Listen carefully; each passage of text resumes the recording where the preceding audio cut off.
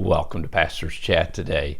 Well, we're looking at Psalm 37, this awesome psalm that has meant so much to me and so many others over the centuries.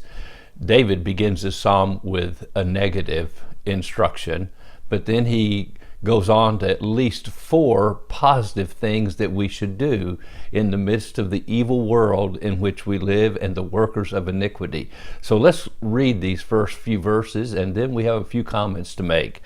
He says, "Do not fret because of evildoers, nor be envious of the workers of iniquity, for they shall soon be cut down like the grass and wither as the green herb. Trust in the Lord and do good. Dwell in the land and feed on his faithfulness. Delight yourself also in the Lord, and he will give you the desires of your heart.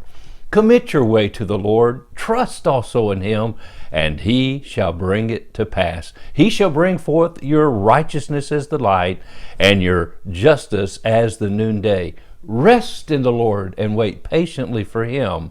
And, oh my friend, do not fret because of him who prospers in his way, because of the man who brings wicked schemes to pass." Now, we could just go on through this chapter, but let's just stop there for a minute, because as he begins this chapter, David, remember, is dealing with the question of the centuries. Why do the wicked prosper while the righteous seem to suffer? Why do bad things happen to good people while good things happen to bad people? And so that's what David's literally going over and again through this chapter, trying to give us an understanding and what we should do. And what is the answer? Well, first he says, don't fret, don't worry, don't be burned up in your heart about how it looks like the evil people, the workers of iniquity around you are getting everything. They have the nice houses, the best cars, they seem to have the most money, and they're having the best fun. At least it seems like it on the surface. And he says, don't fret, don't worry about it, don't get burned up about that. And then he says, and don't be envious of it, don't be wanting it all the time, don't want what they have. And why does he say that? Why? Because he says in verse 2, they'll be cut down like the grass. Now, especially in the times of David in the eastern world there, the sun would be so hot during the day, it'd be in the cool nights.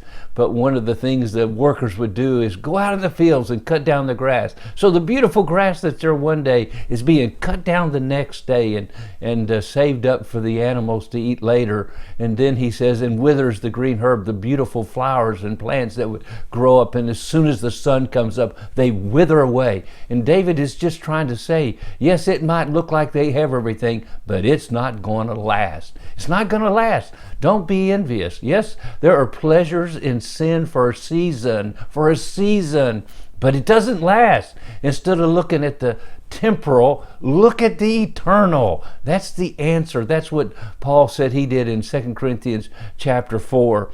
And then he gives the first instruction that is very positive. Trust in the Lord and do good. Instead of thinking you need the wealth of the riches and you need the rich people, you need the good things of this old world, my friend, put your trust in the Lord and do what? And do good. Remember Romans 12, be not overcome of evil, but overcome evil with good. And so trust in the Lord. You can always trust in him. He is the one that will always meet your needs. That means you put your faith in him. That means you trust in his faithfulness. And notice, dwell in the land and feed on his faithfulness.